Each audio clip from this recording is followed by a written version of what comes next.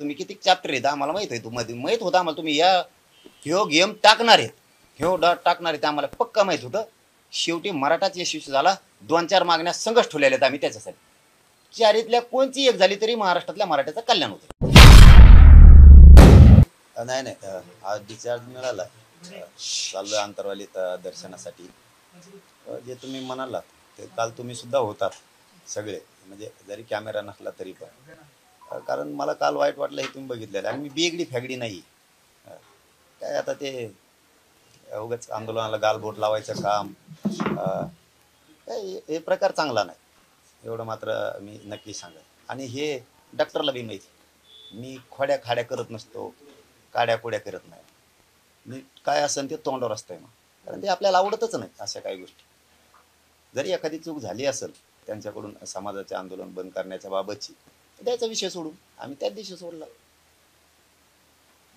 पण रमेश तारक यांनी तुझ्या प्रतिक्रिया दिली की माझी मनोज जरांगेबद्दलची नाराजी नाही, मी त्यांच्या आंदोलनात आता सुद्धा त्यांच्या मागणीसाठी मी सुद्धा समाजासोबत मी आहे.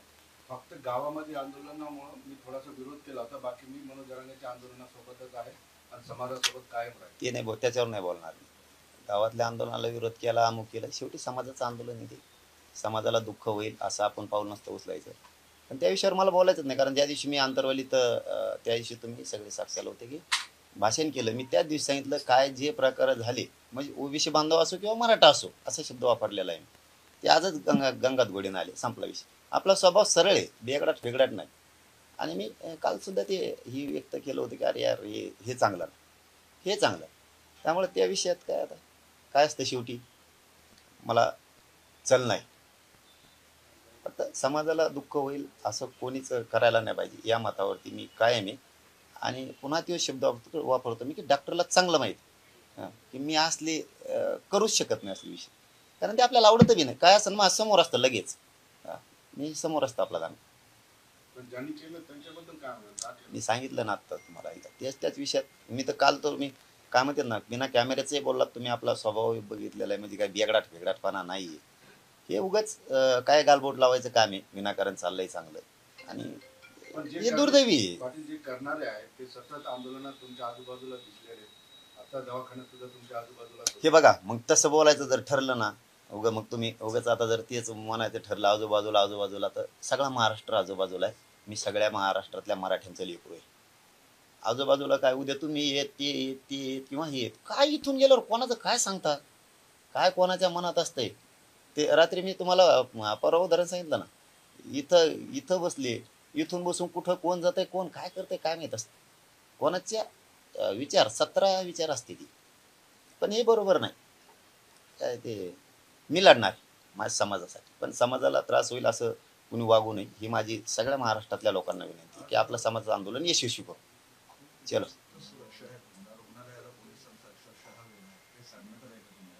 नाही हो, नाही. पहिल्यांदा एवढा मोठा पोलीस बंदोबस्त लावण्यात आलेला आहे तुमच्यासाठी. इथून जरा अंतरवालीपर्यंत फिक्स पॉईंट देखील लावलेला घेतलं मुख्यमंत्री शिंदे साहेबांनी, गृहमंत्री फडणवीस साहेबांनी दखल घेतली असेल म्हणून एवढा फोर्स लावला असेल.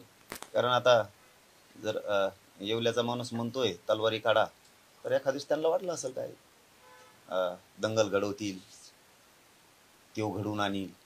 बाकीच्यावर तर आमचा रोष नाही, बाकीच्यांना आम्ही विरोध कधी मानत नाही, मानला काय नाही. समाज खंबीर आहे, आम्ही लढतोय, लढणार आहे आणि मराठ्याला ओबीसीतून आरक्षण मिळवून देणार 100%, हटूच शकत नाही. भुजबळ म्हणाले हत्यारांच्या संदर्भात काल तुम्ही बोलले तेव्हा भुजबळांचं असं म्हणणं आहे की तुझ्याकडे तर वाळू माफिया आणि पिस्तुलधारी आहे, दुसरं काही येतं की नाही का त्या बाबाला, दुसरं काही येतं की नाही काय. 10 महिन्यापासून तेवढंच चालू आहे, बंदुकेन पिस्तुलेन काय एवढा मोठा जाती तिकडे निर्माण करून ठेवला. मला शंभूराजे देसाई साहेब त्याविषयी म्हणले बाबा 13 तारखेपर्यंत उगं काय बोलू, त्यामुळे मी बोलतच नाही आता त्याविषयी. शंभूराजे देसाई साहेबांच्या शब्दाचा सन्मान, पण सगळ्या सोयरीची अंमलबजावणी आमच्या व्याख्याप्रमाणेच पाहिजे, आमची फसवणूक होता कामा नाही. तुम्ही जरी बोलत नसले म्हणले तरी ते म्हणतायत की तुला त्याला बोलण्याचा अर्थ तरी समजतो का, त्याला आता शाळेत जायला पाहिजे. टाक शाळा तू, येतो तिथं मी, म्हणजे सगळ्या दुनियात काढी लागन तो विचार घेतो, मग मी तसले धडे शिकव मला. म्हटलं कायच करावं बुवा त्या माणसाला, मला काही कळानच. काय धडे घेतो कोणत्या बाबतीत धडे घे सांगितले? कोणत्या विषयात धडे घे म्हणतोय ते?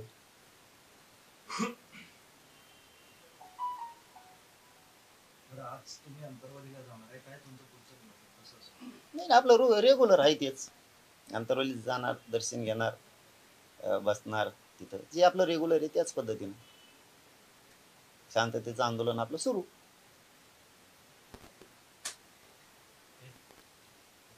आंदोलनासाठी बसणार तुम्ही जाऊन आता? आंदोलन तर सुरूच आहे ना, आंदोलन तर बंद नाही. बसणार जरूर. आमरण उपोषण स्थगित केलेलं आहे, आपलं रेग्युलर आहे तसंच. आरक्षण मिळेपर्यंत मी हटत नाही. 6 जुलैपासून तुमचा विविध जिल्ह्यांमध्ये सभा आहे, त्या सभेसंदर्भात काय सांगा? नाही नाही, ते मराठा आरक्षण शांतता जनजागृती रॅली आहे.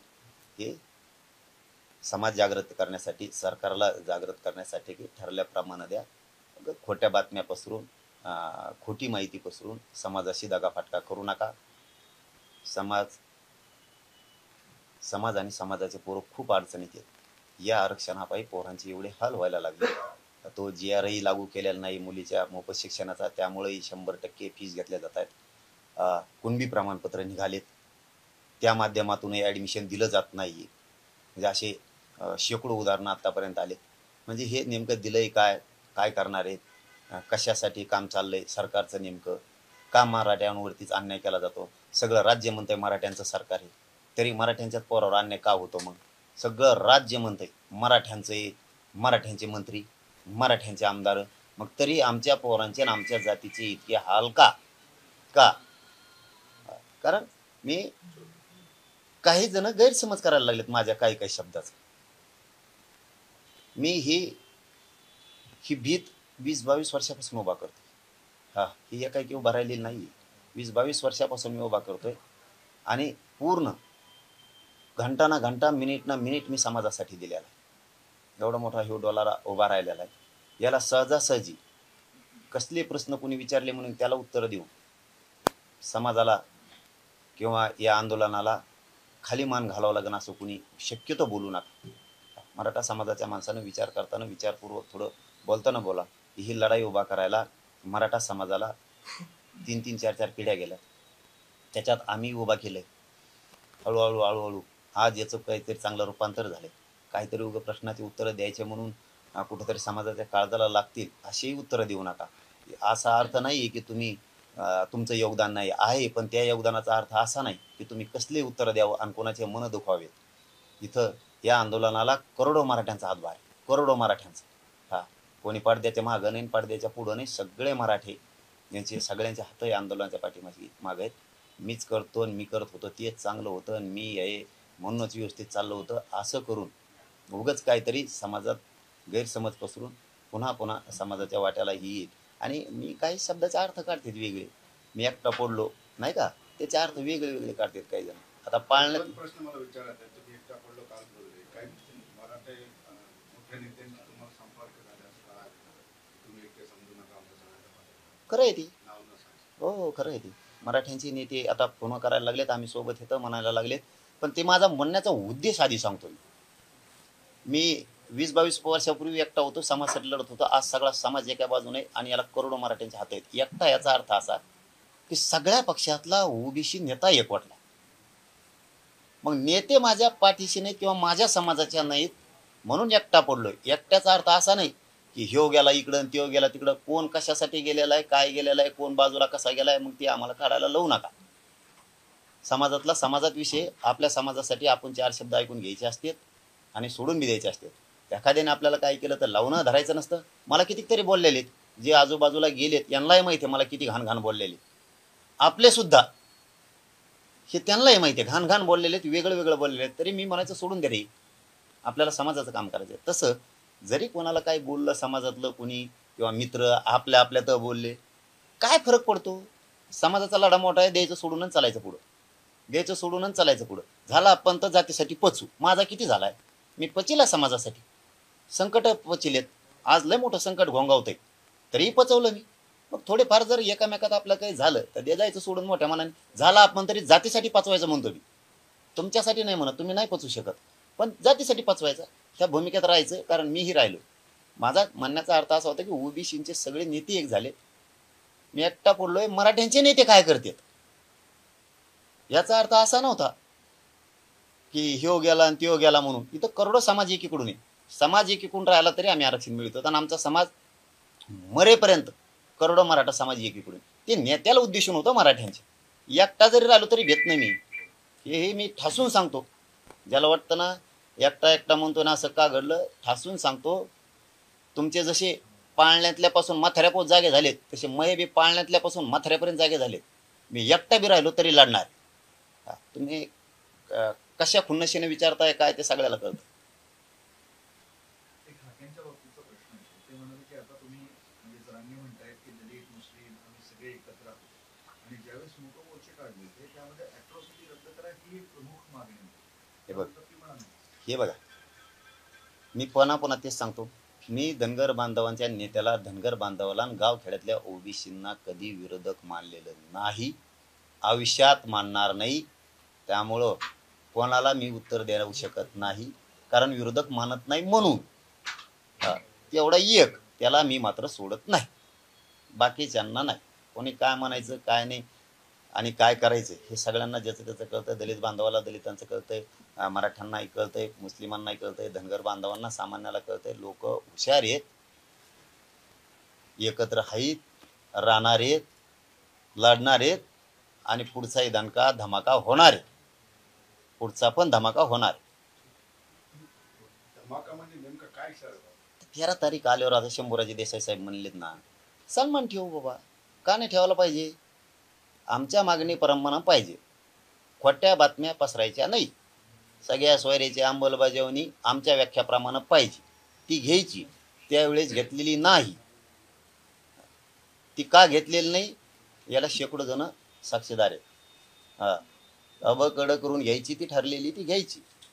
उगाच काहीतरी करून समाजाला किंवा मला येड्यात काढायचं काम करायचं नाही. तुम्हाला वाटेल आम्ही असे बातम्या पसरू आणि मग मराठा समाज बाजूला जाईल. मराठा समाज सरळ म्हणणारे सरकारनंच मला फसवलंय. हो, कारण मी प्रामाणिक काम करतो. आणि बरं, जरी ती जरी तुम्ही केली खोटी अंमलबजावणी तरी 3 मागण्या आहेतच ना. असं काय, जरी तुम्ही सगळ्या सोयऱ्याची अंमलबजावणी आमच्या दिलेल्या व्याख्याप्रमाणे केली नाही, त्याच्यात तुम्ही आम्हाला फसिलं, तरी आमच्या 3 मागण्या 10 महिन्यापासून पक्क्या आहेत. हैदराबादचं गॅजेट लागू करायचंय, सातारा संस्थांचं करायचंय, पश्चिम महाराष्ट्र सगळा येतोय, बॉम्बे गव्हर्नमेंटचं करायचंय, आणि 1967ला आरक्षण दिलेलं आहे 180 जातीला. त्यावेळेस कुणबी त्याच्यामध्ये 83 क्रमांकाला मराठा आणि कुणबी एकाचे साधी एक वळचं JR काढायचा, शासन निर्णय घ्यायचा, फक्त मराठा आणि कुणबी एकच. या मागण्या आहेतच ना. तिच्यात फसिलं तरी हे 3 आहेतच. सुट्टी नाही सरकारला. किती येड्यात काढा तुम्ही आम्हाला. पहिल्या दिवसापासून आहेत आणि त्याचे सगळे पुरावे सुद्धा आहेत. काही अडचण नाही. आम्ही बदललो नाही, मागण्या वाढल्या नाही, शेपूट वाढलं नाही, काय नाही. जे मध्यस्थी करायला होते त्यांनाही ह्या गोष्टी माहिती आहेत, आणि जे नव्हते त्यांनाही माहिती आहेत. आणि कोणालाच माहीत नसलं तर मीडियाच्या बांधाजवळ रेकॉर्ड आहे, चर्चा झालेली, ओपन व्यासपीठावर झालेली मागण्या कोणत्या. म्हणजे एक मागणीवर तुम्ही ठाम राहता. सगळ्या सोयऱ्यांचे दिले, आता झालं तुमचं, ते नसतं जमत. झालं तुमचं. मागण्या 7-8-9 आहेत त्या सगळ्या. तुम्ही म्हणता एक झाली, सगळ्या सोयरीची होती, ती जरी खोटी केली तुम्ही, आम्हाला फसवलं बी, तरी मराठा आणि कुणबी एकच आहे. ही कायदा सांगतो, कायद्यावर बोट ठेवून सरकारनं बोलायचं. ही पहिल्यापासूनची मागणी. तुम्हाला पहिल्यापासूनचे पुरावे सुद्धा मीडियाचे बांधव आत्ताच टाकायला लागले त्या क्लिपा, कालच बघितल्यात मी. त्यामुळं तसं काहीच नाही आहे. एकीत फसलं तरी आम्ही दुसरी ठेवलेलीच आहे. आम्हाला माहीत होतं. एखाद नसतो का कसा तरी जनावराचा कसा सौदा असतो, त्याला माहिती आपल्याला 20,000ला द्यायचा, पण तो कधीच 20,000 सांगत नसतो, कारण त्याला माहिती हे कमी होणारच आहे. पक्क 20 म्हणलं की 20 सौदा होत नसतो. मग ते पक्का माहिती आहे म्हणून तो आधीच सांगत असतो 50,000. मग तोडी ते 20 सापवत येतं. तसं आम्हाला माहीत होतं. तुम्ही फसवे सरकार आहे, 70 वर्षापासूनचे फसवे सरकार आहे सगळे. म्हणून आम्ही ह्या संघर्ष ठुलत्या. मराठा कुणबी एक आहे, हैदराबादचं गॅजेट, आमचा आणि विदर्भातल्या मराठ्यांचा व्यवसाय एकच आहे. समकक्ष पाहिजेत ना, सारखंच आहे. ते तिकडे शेती करते, आम्ही इकडे शेती करतो. आम्ही का वाटग्या नाही आणि तिकडे का समुद्र नाही. म्हणजे आम्ही ते ठुलेलं आहे. तुम्ही किती चॅप्टर आहेत ना, मला माहीत होतं आधीच. तुम्ही किती गुगल्या टाकून लोकांचा गेम वाजवता, किती आंदोलक तुम्ही संपविलेत, हे सगळं माहिती आहे मला. कसे संपविलेत, किती खोटं बोलून संपविलेत. एकदाच सगळे मंत्री आमदार एकीकडून होऊन बोलायला सुरुवात करते, हे असंच होतं, ते ऐकतच नाही, आमकंच हे असं करून तुम्ही त्या आंदोलकाला बदनाम करता, मागं सरकिता आणि तुमचं साधून घेता. त्यामुळं आम्ही समाज हुशार आहेत. तुम्ही मला किती बदनाम करा की ही व्याख्याच होती, तीच होती. आमची ती व्याख्या नाही आहे, पहिल्यापासून सांगतो आम्ही. आमची जी व्याख्या आहे तीच व्याख्या आम्हाला पाहिजे. तुम्ही जर ती नाही घेतली, तशीच अंमलबजावणी केली तर आम्हाला ती मान्य नाही. मी पहिल्या दिवसापासून सांगतोय. आणि त्याच्याबरोबर आम्ही आणखीन हातचे ठुले होते. आम्ही तुम्ही डावं टाकतात माहिती आहे, म्हणून आम्ही डावं टाकून शिल्लक ठुले होते तुमच्यावर. हैदराबादचं गॅजेट आहे, सातारा संस्थांचं आहे, बॉम्बे गव्हर्नमेंटचं आहे, दौंड संस्थांचं आहे, 83 क्रमांकाला मराठा आणि कुणबी एक आहे. ह्या मागण्या पहिल्या दिवसापासून ह्यात त्या सुद्धा पाहिजे. तुम्ही एकाच फशील का आमची दुसरी आहेच ना. तुम्ही किती चॅप्टर आहेत आम्हाला माहीत आहे. मध्ये माहीत होतं आम्हाला तुम्ही ह्यो गेम टाकणार आहेत, ह्यो डाट टाकणार आहेत, आम्हाला पक्का माहीत होतं. शेवटी मराठाच यशस्वी झाला. 2-4 मागण्या संघच ठेवलेल्या आहेत आम्ही त्याच्यासाठी. चारीतल्या कोणची एक झाली तरी महाराष्ट्रातल्या मराठ्याचं कल्याण होतं. सगळ्या सोयरीची अंमलबजावणी केली तरी महाराष्ट्रातल्या मराठ्याचं कल्याण होतं. तुम्ही जर तिच्यात आम्हाला फसिलं तरी 83 क्रमांकाला मराठा आणि कुणबी एकचे ही केली तरी मराठ्याचं कल्याण होतंय. हैदराबादचं गॅजेट, सातारा संस्थांचं गॅजेट आणि बॉम्बे गव्हर्नमेंटचे गॅजेट हे तिन्ही लागू केले तरी मराठ्यांचं कल्याण होतंय. आम्ही तिन्ही चारही डावं टाकून ठेवलेत. आम्हाला माहिती आहे तुम्ही एका याच्यात आम्हाला फसवणार होता. मराठ्या संघ नका डावं टाकू. हो, मराठ्या संघ डावं टाकणं एवढं सोपं नाही. तुम्हाला तुमची इच्छा होती एकच मागणी असावं, तरी आम्ही 3-4 ठेवल्याच होत्या. आम्हाला माहित होतं ही किती फशीत येणंच. मग आपला जो हातचा काय शिल्लक दुसरा. आम्ही शेती करणारे मराठी आहेत. आम्ही 10 एकर शेती असली ना, त्यातले 8 एकर पेरतो, 2 एकर कोरी ठुत असतो. कारण आम्हाला माहीत असतं कोणचं पीक नाही टायमाला तर ते पेरायचं, त्याच्यात आवता आणतो आम्ही. बाजरीचं पीक घेतो, पहिलं मुगाचं घेतो, एक कोरट होतो, कारण त्याच्यात आम्हाला ज्वारी पेरायची असते. ज्वारी लई येते मग त्याच्यात एक पीक घेतल्यावर. आम्हाला माहिती आहे कोणते डावं टाकायचे. आम्ही शेतकरी मराठी आहेत आणि ओरिजिनल जातवान क्षेत्रीय मराठी सुद्धा आहे. आम्हाला माहीत होतं तुम्ही आम्हाला फसवणार आहेत, म्हणून आम्ही आधीच तुमच्या डावाच्या आधी डावं टाकून ठेवलेले होते. तुम्ही सगळ्या सोयऱ्यात फसिलं तरी मराठा आणि कुणबी एक ही मागणी पहिल्यापासून.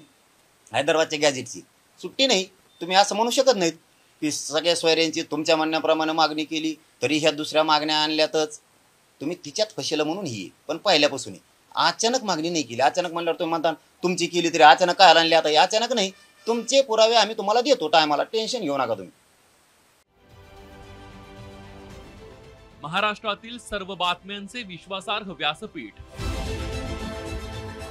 सकाळच्या सर्व सोशल मीडिया प्लॅटफॉर्मला लाईक, फॉलो आणि सबस्क्राईब करा. तसंच सर्व नोटिफिकेशनसाठी बेल आयकॉन प्रेस करायला विसरू नका.